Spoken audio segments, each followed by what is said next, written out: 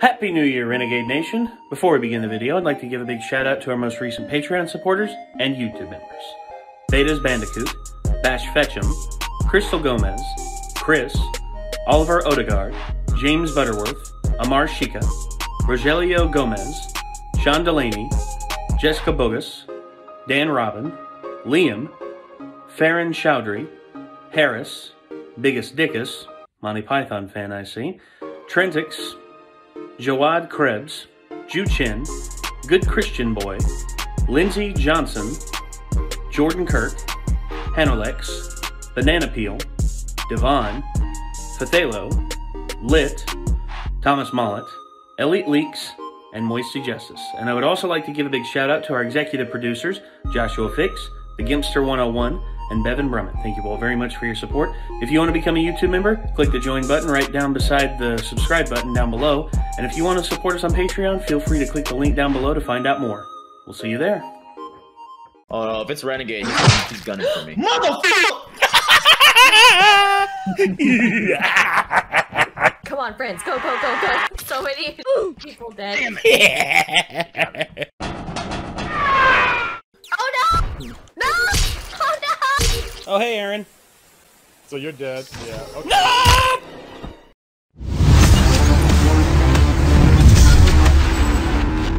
Hey everyone, Nate here from the Renegades, and, well, you know the old saying, if it ain't broke, don't fix it. At least I think that's a saying. I mean, apparently the video game companies get that point every now and again, and then sometimes they absolutely see that point and they're like, okay, let's do the exact opposite of that. And let's completely destroy everyone's like memories of this game. It's happened several times. But there are certain games that certain times that remakes, remasters, and re-releases actually improve or revitalize the the fan base and get them excited again.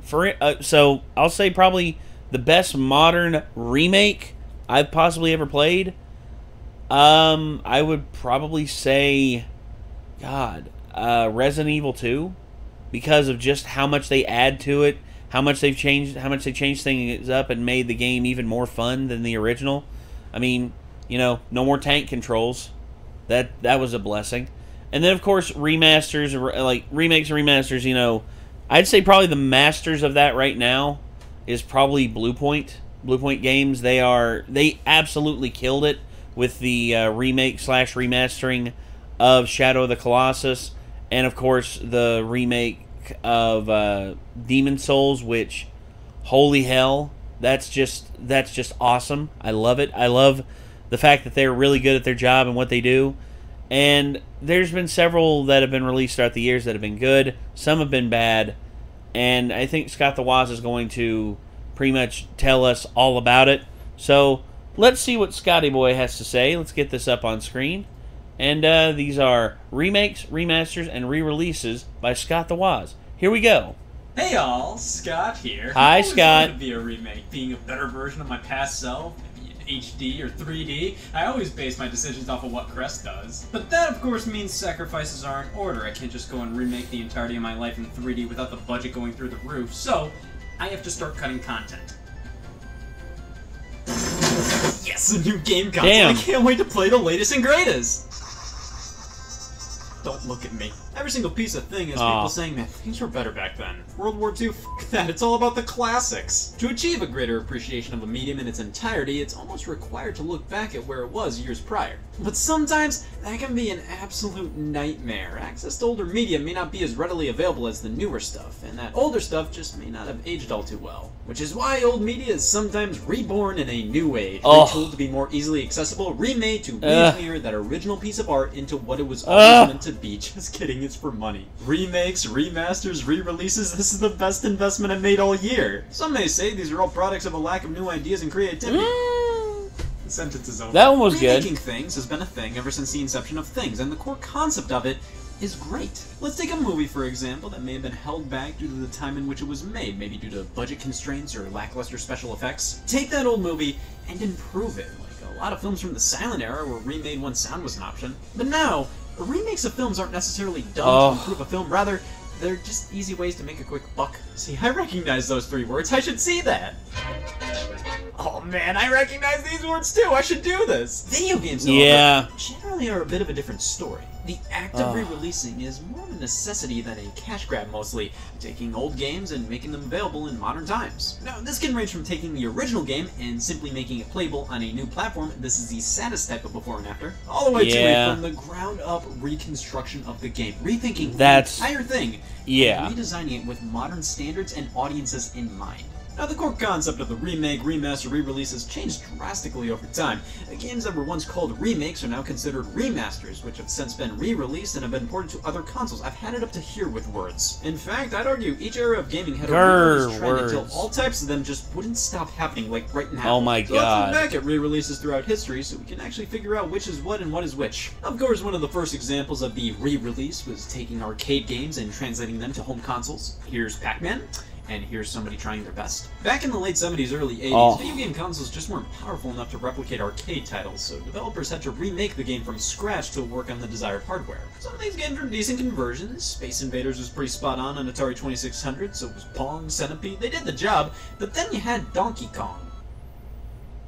Nice tagline. Of course, as game consoles became more and more advanced, they could handle arcade games much more smoothly. Back in the 80s, re-releases boiled down to just putting the same arcade games on whatever hardware they could. A new console's out, well surely we can squeeze Berserk on it. The Atari 2600 version of these games were just a means to play them if you had a 2600, and the same goes for most other platforms at the time. The developers knew these home console releases weren't the definitive versions, so when new hardware would come out, they would release a new version of the game for them. It was just to make these games as accessible as possible. When we reached the NES and Sega Master System, most arcade games that the Atari 2600 looked at you funny when you asked it to play actually played pretty competently here. But as home consoles gained more power, the arcades were that much further ahead of them. So here we have Strider in the arcades, and then the horror. That's why you had to upgrade even further to the Sega Genesis and Super Nintendo. The quality was much more in line with what you'd want out of arcade games in the home. So arcade games weren't necessarily remade from the ground up for some of these consoles. Many times, they were ports, a game made for one thing brought over to another. I consider ports to fall under the re-release banner if they released a good while after the initial launch. They may be downgraded or feature added content, but they're basically the same game. Yep, the 16-bit generation was where we started to see far more true to the source material re-releases. However, it was also one of the first major times we started to get full remakes of older console games. True, remakes weren't really all too popular at this point in gaming. What was there to remake? You know, with a bit more polish, that has potential. Sure, arcade games had to be remade to run on the Atari 2600, and various PC games were remade and re-released on home consoles or on PC again. But home console-wise, this was a huge step forward when it came to taking previous titles and remastering the graphics and sound and potentially even adding content to bring these classics into the modern light. Of course, one of the best examples of this is Super Mario All-Stars, a compilation literally, of 16-bit literally my favorite, like, I would say probably my favorite game on the Super Nintendo. I loved this game because it... Okay, everyone, I'm going to take this phone call real quick. Be right back. Sorry about that, everyone. Business partner who's working with us on a few projects called me up. He had a computer error, so I was helping him walk through that. So, yeah. So anyway, yeah, back to this. Remakes of the 4 8-bit Super Mario Bros. Titles. They added the ability to save your progress, little extra details here and there were thrown in, new animations, the sprite work was completely redone to look the part of a new SNES game. These don't look like old NES titles, this looks like it belongs here. Some people prefer the Mario All-Stars versions of these games compared to the originals, but I prefer the original NES games. I'm more of a purist, I say as I wipe the snot from my nose. I love All-Stars, but the physics are just different enough to make me actually hate it. Mario All-Stars was incredibly influential, and in my opinion set the standard for video game remakes and re-releases. The idea of compiling old games and selling them as new games?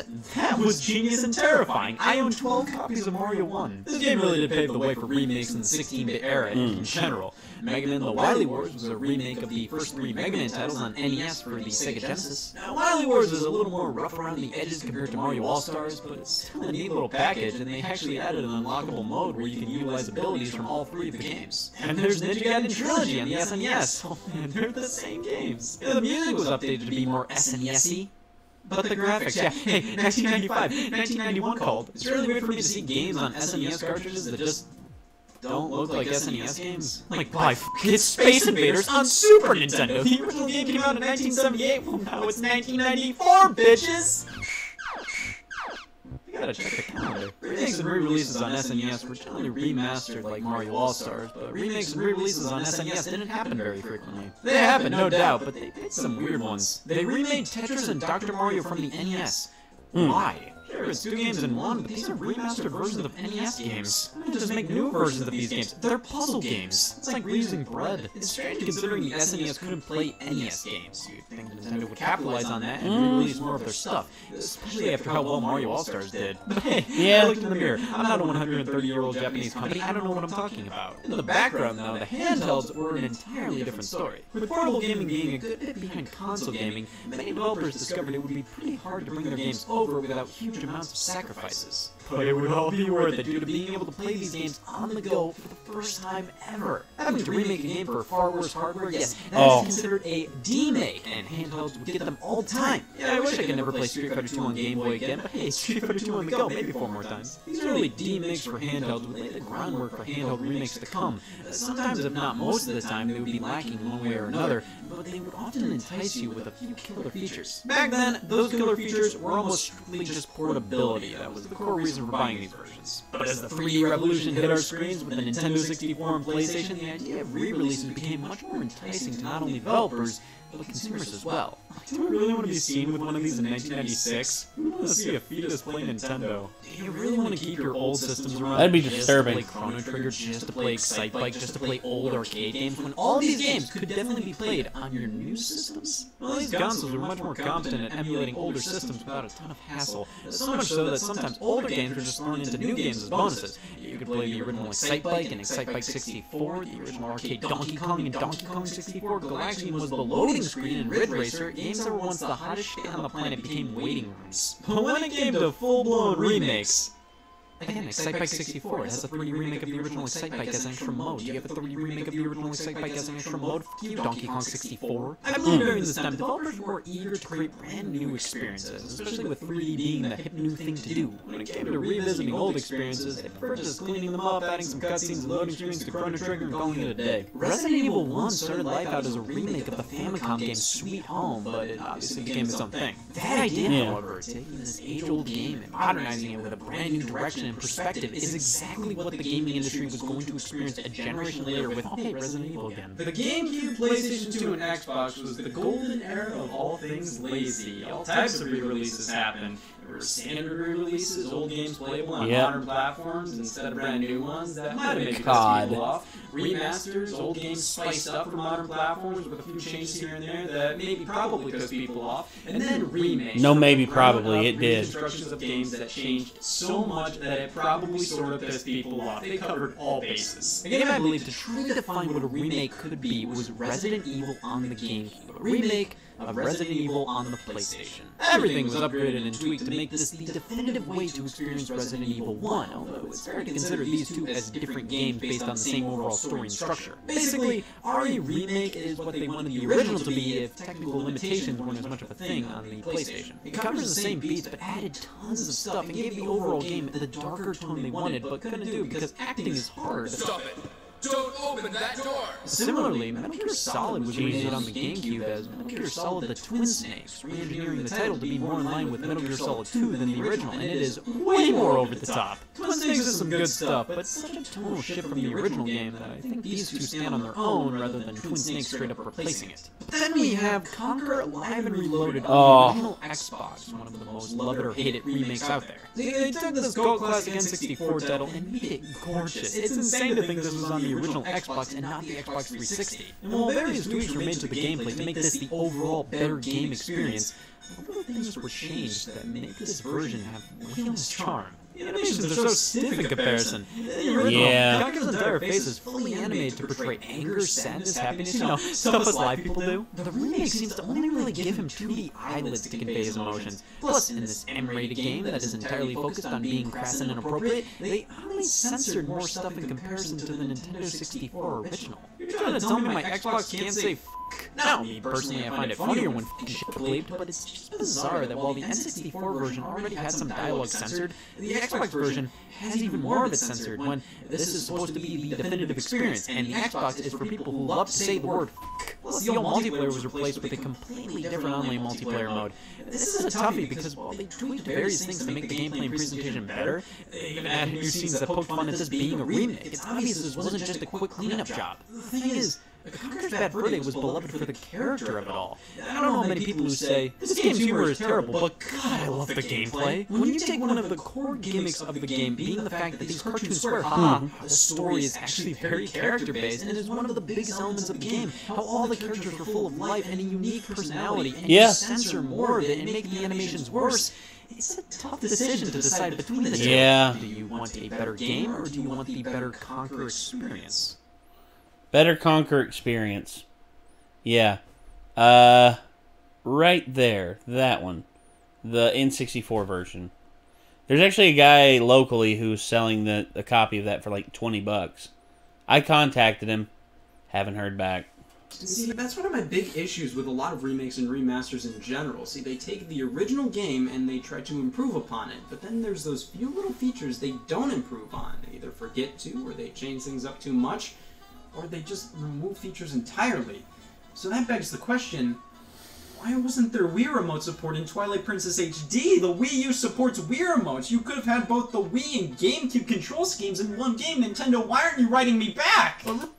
And then they did the exact opposite and had nothing but the handheld controls in Skyward Sword when they should have given players the choice to play with either the Pro Controller or the hand controls. That simple. Remakes weren't the only thing this generation experienced. Since the Dreamcast, died, Sega brought over loads of their games to the remaining big three platforms with some new content added. Plus, they remade many of their classic titles in 3D via the Sega Classics Collection, alongside tons of compilation discs featuring so many classic titles, making tons of old-school favorites playable and these things people were actively playing at the time. And then there was Resident Evil 2 and 3 on the GameCube. What the hell was going on here? I don't know why it took me so long to realize these are just PlayStation 1 games on GameCube discs. They ported them. They didn't add anything, didn't change anything. If you played these games on the PS1, you played these games on the GameCube. I never heard anybody talk about the GameCube versions of these games, but for some reason, I always expected them to be somewhat remade along the lines of the GameCube remake.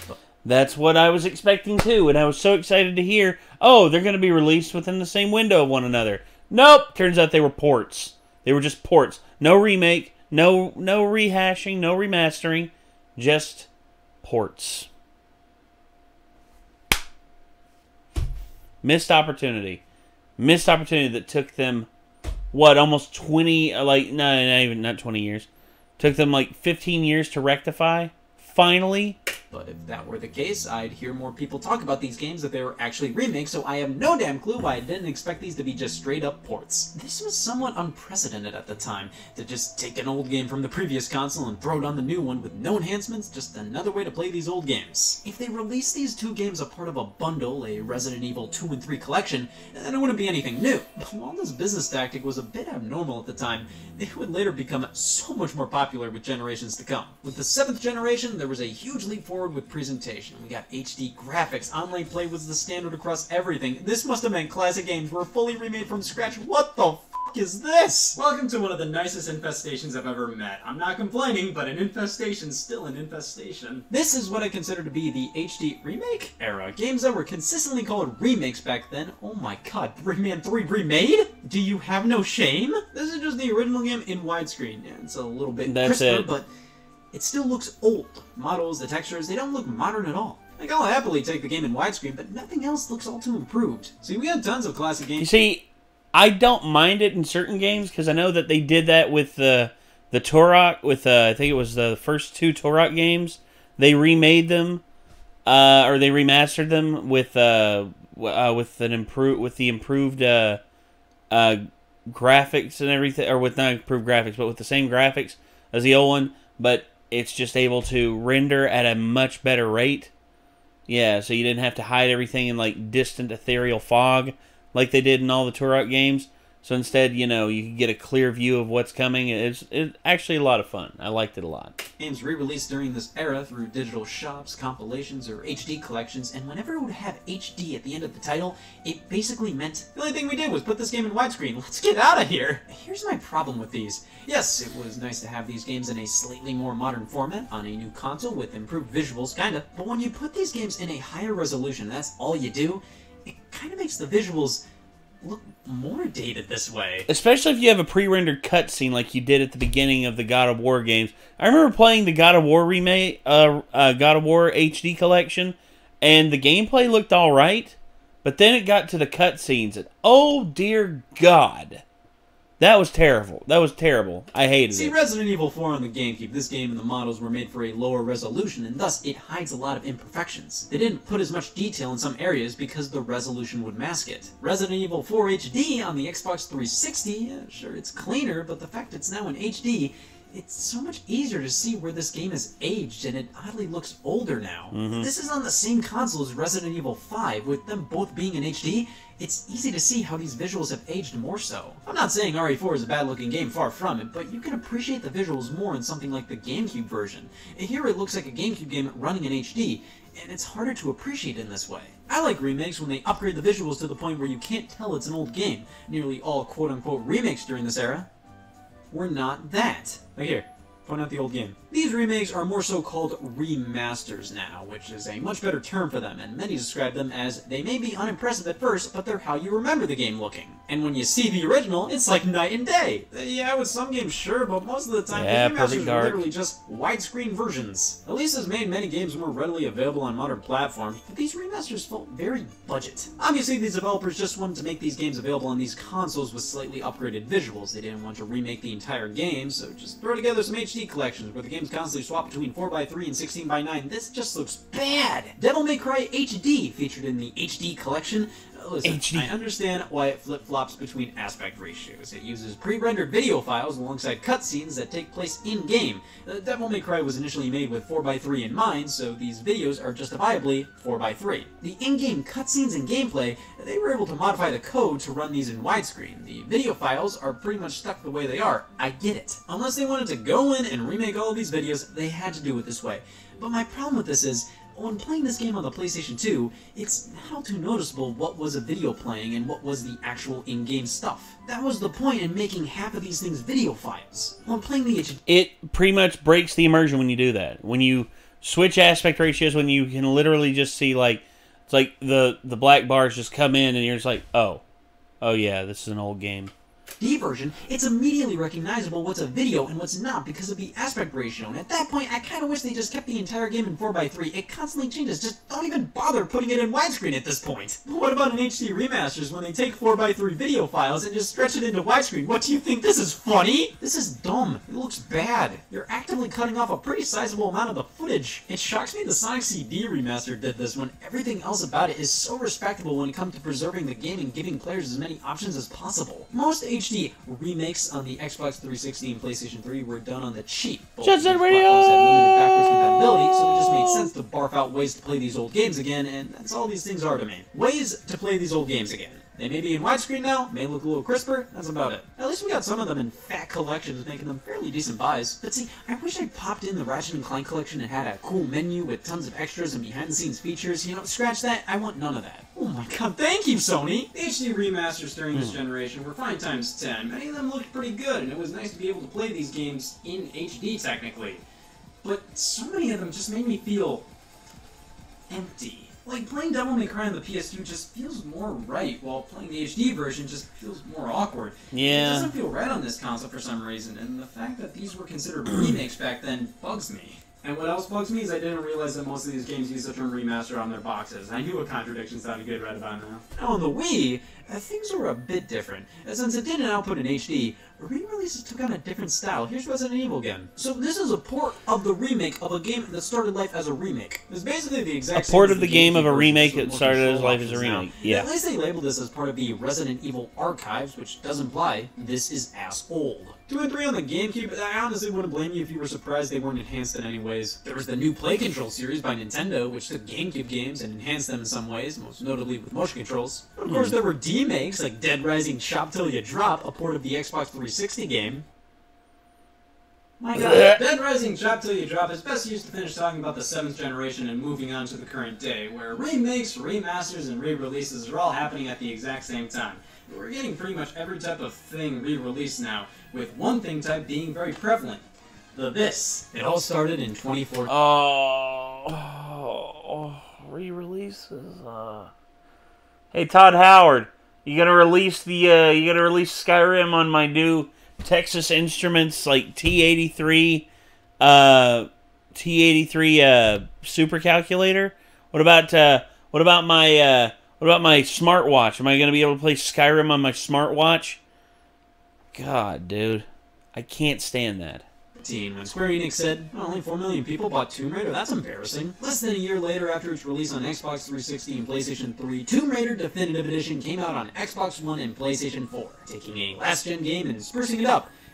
Just a bit. It wasn't enough to really be this huge leap forward, rather it was a slightly better-looking, better-running version of the exact same game. It was the exact same game. This game would start a trend on these consoles. The Xbox One and PlayStation 4 had absolutely no way of playing older games at this time, so developers took advantage of that by re-releasing Xbox 360 and PlayStation 3 games as definitive editions and remasters. The term remastered became a lot more widely used with video games during this generation. That remaster was actually good, because they actually improved the gameplay aspects, improved the graphics, and they included the Left Behind DLC. After being used with The Last of Us, this was a great chance to make some extra cash while also giving consumers the chance to play some games they might have missed. Games from the previous generation didn't necessarily age that bad, so it just made sense to re-release them like this, but sometimes I felt like they were deliberately trying to give us not a deal. God of War 3 Remastered. Oh. So guess which one's the PS3 version, guess which one's the PS4 version. They're both the PS4 version. Look at this, I don't see much of a difference. That's not a big problem. I mean, God of War 3 was already a great looking game. I don't know what you could do to make it look that much better. But they sold us as strictly just God of War 3 for 40 bones when a fat God of War collection was released for PS3, including God of War 3. Why not release this entire package for PS4? Remaster the other games even more, and if they were trying to lure in God of War fans on the PS4, why release 3 when the first 2 weren't available? But then, we also get just ports. These aren't necessarily anything to write home about. There are ways to play old games on the new consoles, no new bells and whistles, no true differences, just they're here, but we're also getting full modern remakes, taking old games and reconstructing them from scratch to either give them fully modern graphics or just take the game and make a new modern game out of it. I mean, Shadow of the Colossus on PS4 is pretty much still Shadow of the Colossus after Shadow of the Colossus already got remastered on PS3 after originally releasing a Shadow of the Colossus on PS2. The Crash Insane Trilogy and Spyro Reignited Trilogy are still the same old games at heart,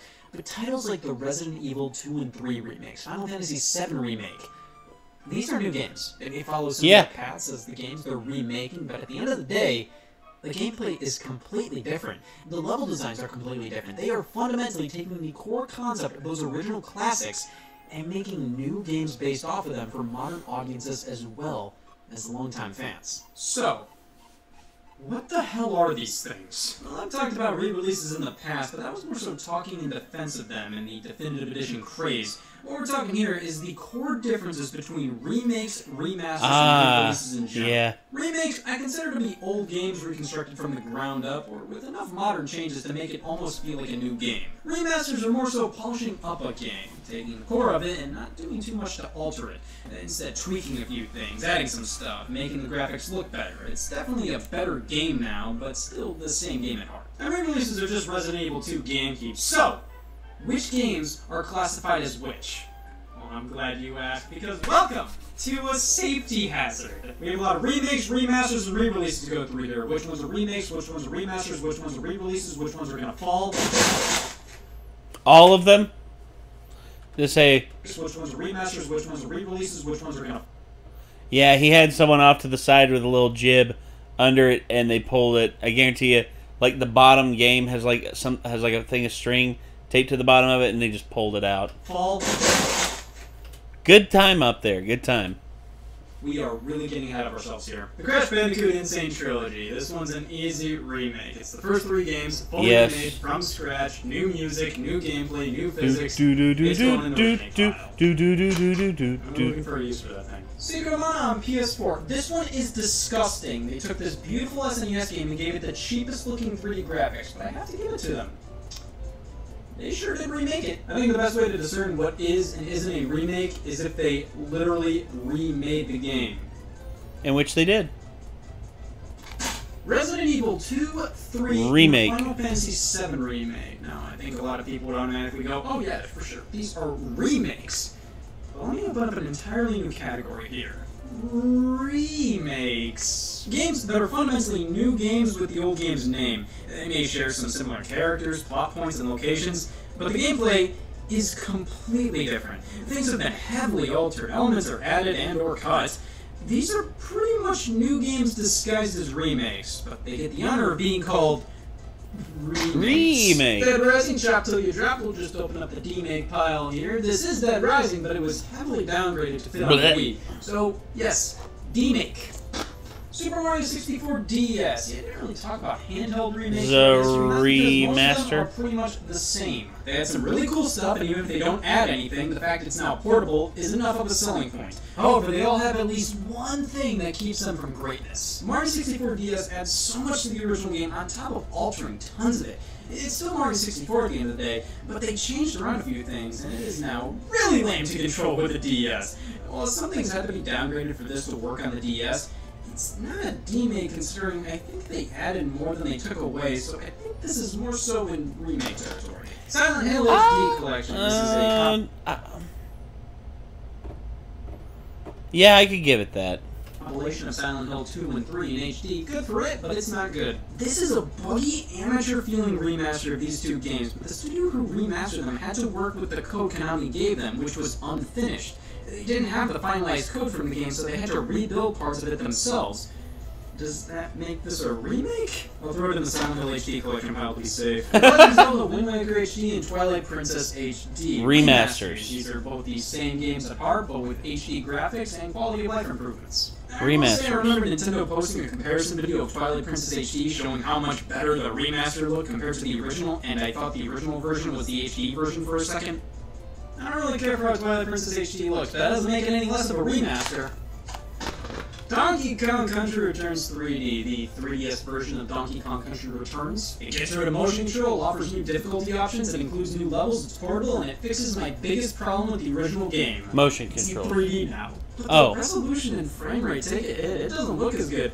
I would have said it was a remaster, but it was obviously downgraded to run on the 3DS. How about this? It's a D-remaster. It's enhanced in almost every D-master. way, but was downgraded to run on the system. The Legend of Zelda Link's Awakening for the Nintendo Switch. That's a remake. It's obviously very, very faithful to the original, but with its new art style, it was obviously reconstructed for the Nintendo Switch. Resident Evil Remake. See, this is close enough to the original to be considered a remake and not a remake. Resident Evil Remake. It's the same game on a new console. Resident Evil Remake. Remaster. It's the same game, but it looks better. Legend of Zelda Ocarina of Time 3D, Majora's Mask 3D, and Star Fox 64 3D. Remasters. These are all remasters. They all play pretty damn similar to the They do. originals, but Just they look a gameplay. bit better Incremental gameplay improvements aside, yeah, they are the same game. and also have some quality of life improvements. Yeah. Halo Combat Evolved Anniversary. I consider this a remaster. You can even swap between the original style and the new style on the fly. Wii Yeah. Sports Club, I think it's a remaster. They had to remake it for Wii Motion Plus. They're the exact same games though. Silent Hill HD Collection. Grand Theft Auto San Andreas on Xbox 360. This is lame. This is the mobile phone version on 360. It runs weird, and a lot of the user interface still looks like it was made for a touchscreen. Now, if you want to consider this as derivative of the mobile phone version, then it's a re-release. If you want to consider this as derivative of the original release, it's a remaster. Mario and Luigi Trash. Bowser's Inside Story plus Bowser Jr.'s Journey. I think this is a remake, not a remaster. You could already play the DS game on your 3DS. Nobody was asking for this. I'm throwing this in the pointless pile. Assassin's Creed 3 Remastered on Nintendo Switch. It's not really that much better looking. They added motion controls. Re-release. You know, the line's pretty blurry between what's a remake, a remaster, and a re-release sometimes. I said the exact same thing, and I got Honestly shit on for saying it. pretty cool. It means game developers are doing what they want with revisiting old experiences rather than just sticking to what the true definition of a remaster is and nothing more. People shouldn't be so worked up over whether or not something is defined as a remake or a remaster or a re-release because... Really? Scott, where the hell were you whenever... Actually, this is me saying this. I'm saying this is a joke to Scott. Like, Scott, where were you, man? We needed you. We got shit on because we couldn't discern between a remake, a remaster, and a re-release. You know, the internet was just like, how could you be so stupid? And it's just like, how can you be so pathetic? I mean, sometimes I love the internet, sometimes I hate the internet. Because with games like the remakes, it's kind of hard to tell what's even considered a remake anymore. While I definitely prefer when games get a full remake treatment, like with Link's Awakening, I've come to respect remasters quite a bit more, even if they aren't nearly as exciting. Well, I think I'm finally ready to start the 3 remake of my life now that my cost has been cut. I just want to see what my life warrants on the board. Son of a bitch! No remake for you, Scott. Remaster. Yeah, instead of filming with the HD camera, he's going to be filming with a 4K camera. So yeah, that's his remastering. He gets a 4K remastering, just like every other game. I remember. Okay, did anyone else have the fear that whenever they were going to do the whenever they were like presenting 4K as like the future, it's like Xbox One presents in 4K. This game plays in 4K, 30 FPS. It's like, was anyone else worried that there were just going to be another string of like remakes or another string of remasters, but instead of them being HD remasters, instead they were 4K remasters? That would have been a nightmare.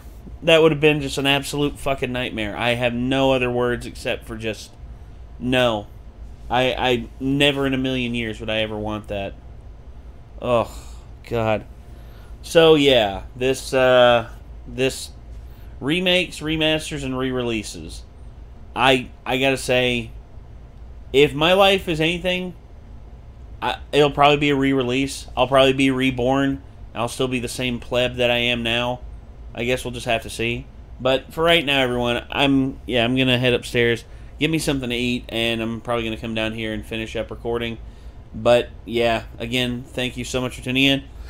If you want to see more from Scott the Woz, feel free to click his name in the title of the video. If you want to see more from us, you know what to do. Hit that subscribe button, ring that bell. And until next time, I'm Nate. I'll see you then. Peace out.